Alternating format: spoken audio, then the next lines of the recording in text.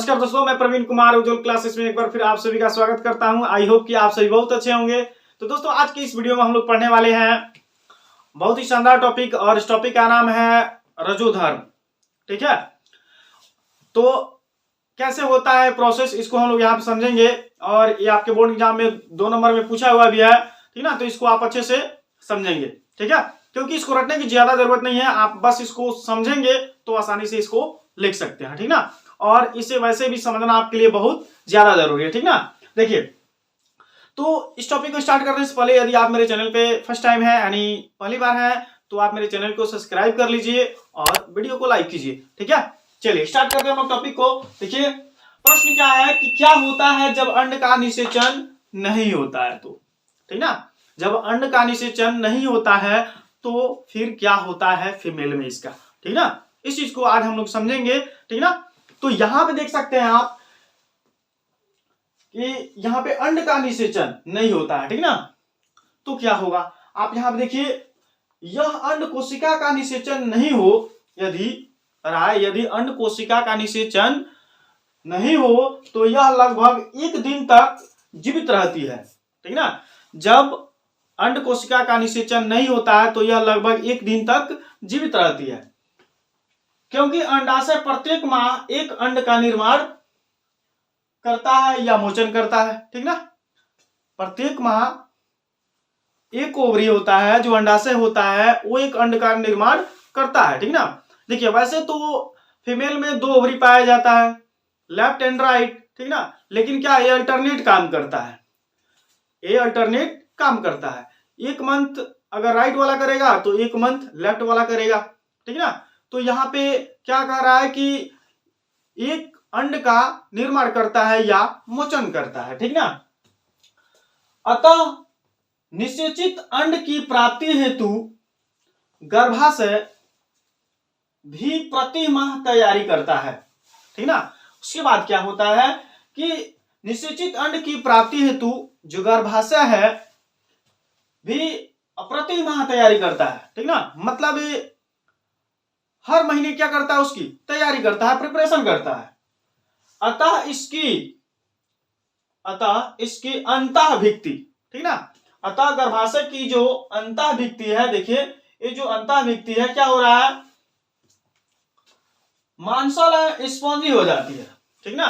तो जो एक गर्भाशय है, ठीक ना, तो देखिए यहां पे इसके दोनों तरफ क्या पाया जाता है, यहाँ पे हमने बनाया है, यानी दोनों तरफ इसके क्या पाया जाता है, ओवरी पाया जाता है, ठीक ना। जिसमें क्या होता है, अंड का फॉर्मेशन होता है आर्यवासन में, ठीक है।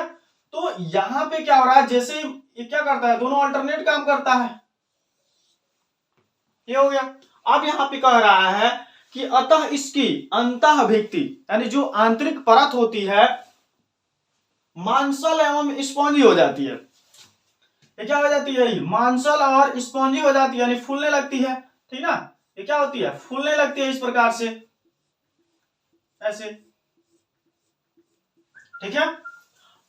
उसके बाद आप देखिए क्या कह रहा है कि यह अंड के निषेचन होने की अवस्था में उसके पोषण के लिए आवश्यक होता है। और यह जब अंड निषेचित होने की अवस्था में रहता है तो क्या होता है, उस समय पोषण के रूप में उसके लिए आवश्यक होता है, ठीक ना। कौन, ये जो मांसल पार्ट होता है, जो स्पॉन्जी पार्ट होता है, ठीक है। फिर आगे देखिए, परंतु निषेचन न होने की अवस्था में, अगर यह निषेचित नहीं होता है, उस अवस्था में इस परत की आवश्यकता नहीं होती है। अगर यह मान लीजिए कि जो टाइमिंग है निषेचित होने का अंड का, वह है 14, 15, 16, ठीक ना। यानी 14 से 16, यानी 14वां दिन हो गया, 15वां दिन होगा और 16वां, इन 3 दिनों में अगर निषेचित नहीं हुआ अंड, ठीक ना। और निषेचित कहां होता है, तो इसके फैलोपियन ट्यूब में होता है। कहां पे होता है, इसके फैलोपियन ट्यूब में, ठीक ना, यानी अंडवाहिनी में। अंडवाहिनी में गर्भाशय से अंड कहां चला जाता है, अंडवाहिनी में चला जाता है, फैलोपियन ट्यूब में चला जाता है, ठीक ना। और वे वेट करता है स्पर्म का, शुक्राणु का 14, 15, 16, ये 3 दिन में अगर इसको शुक्राणु मिलता है तो यह फैलोपियन ट्यूब में क्या कर देता है, निषेचन कर जाता है, ठीक ना। और उसके बाद भ्रूण का फॉर्मेशन हो जाता है। लेकिन इसके 3 दिन तक वेट करने के बावजूद भी, और ये 3 दिन आप याद रखेंगे, 14, 15 और 16, ठीक ना। डे, यानी 14, 15, 16 डे, मतलब ये क्या करता है, 3 दिनों तक ये इंतजार करता है फैलोपियन ट्यूब किसका, स्पर्म का, शुक्राणु का। अगर उस दौरान कोई भी सेक्सुअल एक्टिविटीज नहीं होती है और फैलोपियन ट्यूब तक कोई भी स्पर्म नहीं जाता है, तो उस दौरान क्या होता है, देखिए कह रहा है कि इस परत की कोई आवश्यकता नहीं होती है। जब निषेचन नहीं होता है, इसमें अंड का निषेचन नहीं होता है फैलोपियन ट्यूब में इन 3 दिनों में, तो फिर कह रहा कि इसकी आवश्यकता इसको नहीं होती। किसकी आवश्यकता नहीं होती है, मांसल पार्ट की आवश्यकता इसको नहीं होती है। ठीक है, अतः यह परत धीरे धीरे टूटकर योनि मार्ग से रुधिर एवं म्यूकस के रूप में निष्कासित हो जाती है। अतः यह जो परत होती है, ये मांसल होती है, जो स्पॉन्जी होती है, यह परत धीरे धीरे क्या होती है, रेप्चर होने लगती है। ठीक ना, रेप्चर होने लगती है, और रेप्चर होता है तभी जाकर के पैन होता है। ठीक ना, यानी दर्द होता है। ठीक है, और इसी वजह से दर्द होता है। जब ये मांसल पार्ट क्या हो जाता है, जब इसकी आवश्यकता नहीं होती है, तो यह जो स्पॉन्जी पार्ट होता है, जो इसका मांसल पार्ट होता है, वो क्या होता है, वहां पे रेप्चर कर जाता है, यानी फट जाता है। ठीक ना, और फट करके क्या हो जाता है, छोटे छोटे टुकड़ों के रूप में यह योनि मार्ग से रुधिर एवं म्यूकस के रूप में बाहर निकलने लगता है। ठीक ना, तो इस प्रकार से क्या होता है, इससे यहां से ऐसे ये क्या होने लगता है, ये बाहर निकलने लगता है। रुधिर मार्ग, रुधिर योनि मार्ग से क्या होता है, बाहर निकलने लगता है धीरे धीरे। ठीक ना, फिर कह रहा है इस चक्र में लगभग 1 मास का समय लगता है। ठीक ना, इस चक्र में टोटल कितना लगता है, 1 मास का समय लगता है। ठीक है, फिर कह रहा है तथा इसे ऋतुस्राव या रजोधर्म कहते हैं, और यही रेप्चर होकर के स्पॉन्जी पार्ट रेप्चर होकर के और छोटे छोटे टुकड़ों के रूप में यह म्यूकस और ब्लड के रूप में बाहर आने लगता है जब योनि मार्ग से, तो इस अवस्था को बोला जाता है रजोधर्म। ठीक ना, और जब फीमेल में पहली बार ये मासिक चक्र आता है, ठीक ना, ये जो ब्लड आता है बाहर, ठीक ना, तो उसको बोला जाता है रजोधर्म या रजोदर्शन।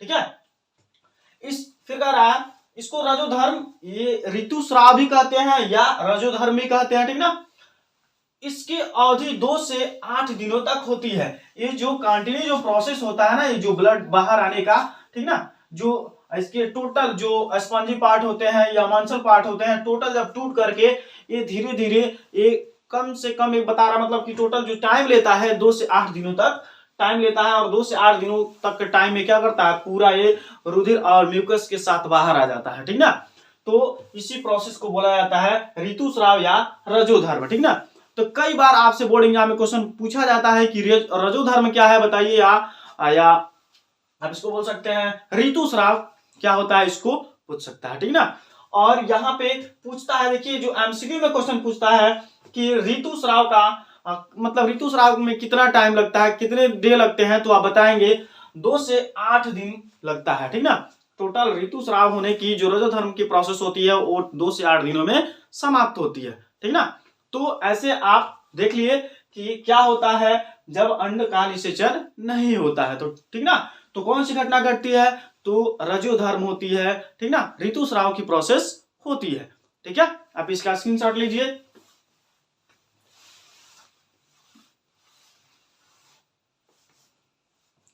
ठीक है, तो ये आपके लिए 2 नंबर काफी महत्वपूर्ण है। ठीक है ना, और इसको आप अच्छे से नोट कर लेंगे और इसे अच्छे से रीड कर लेंगे। ठीक है, क्योंकि आपके बोर्ड एग्जाम के लिए काफी महत्वपूर्ण है। ठीक ना, तो यदि आप मेरे चैनल पे नए व्यूअर्स हैं तो सबसे पहले आप मेरे चैनल को सब्सक्राइब कर लीजिए और बेल आइकन को दबाना बिल्कुल ना भूलिए, जिससे कि मेरा जो भी नेक्स्ट वीडियो है उसका नोटिफिकेशन सबसे पहले आपको प्राप्त हो।